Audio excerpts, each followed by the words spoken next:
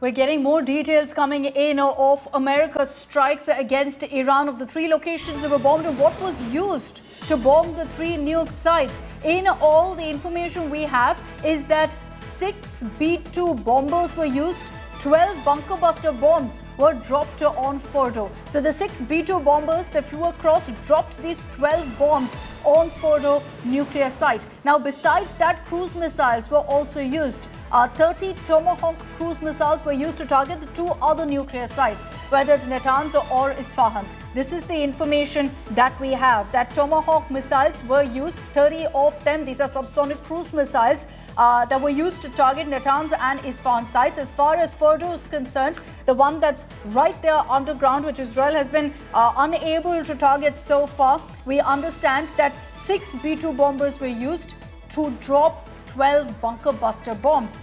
Now we understand that this was done in the dead of night in Iran, right after some movement was reported essentially from America. The movement of these B-2 bombers. One B-2 dropped 2 bunker busters on the Natanz site as well. So essentially these bunker busters were used at 2 locations. For good measure, America not just using these on Fordo but also in Natanz, which also had an underground facility, not as deep as Fordo, but nevertheless it was underground, which is why America, not taking any chances, has reportedly used these bunker buster bombs at Natanz as well. This is the information that we have. Essentially, America relying on 2 of, in fact, their most talked about missiles. One is the bunker buster bombs and the other is the Tomahawk missiles. 30 of them were fired. So clearly, America going after these 3 nuclear sites and trying to ensure that there is nothing left of it.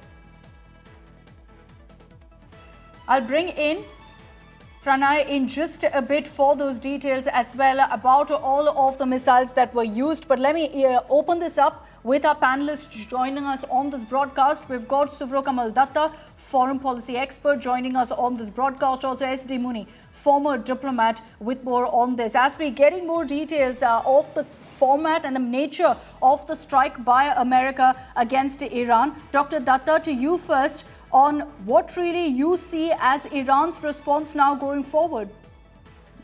Well, I think it is going to escalate further. And I believe the situation is not going to calm down because Iran would actually try each and everything to take on United States of America as well as Israel.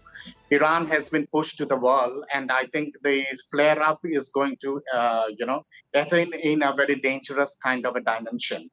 As far as the destruction of the nuclear reactors, the Fordo reactor is basically enriched with uranium-234 and 235 isotopes. And the one in Isfahan, that is a plutonium-based reactor. So when you use in bunker buster bombs, through B-2, special aeroplanes, what you do is you actually bombard the place or the reactor from somewhere above 10 to 12 kilometers above the atmosphere. So when you are doing that, the bombs actually penetrates deep inside the ground, and it goes to almost around 80 to 100 feet as such. So I understand that the Fordo reactor is completely disseminated, and if that is so, the level of dust which will be generated, that level of dust and pebble would be going almost around 4 to 5 kilometers in the atmosphere. And if there is a leakage, that is going to create a huge humanitarian No, so far, Dr. Datta, there's been communication that's come across from countries, from Iran too, that there's been no radiation. Look, Iran maintains that there's been minimal impact, minimal damage, because they claim that they actually moved out all equipment even before the strike took place, knowing that America would do this. So there are 2 versions essentially that are emerging right now of exactly what happened and the impact, at least, that these strikes have had. Because you had Trump saying that it's all completely, utterly destroyed, in his words. Iran saying, look, nothing has happened because we moved everything out. But the reality is, and the messaging here is very clear, Mr. Muni, if you look at the manner in which these strikes were conducted, US is trying very hard to send out a message to the global community, to Iran too, that our only attempt was to target nuclear sites, nothing beyond that. They will be counting on it ending here, but very, very unlikely really that Iran will just sit by and watch this happen.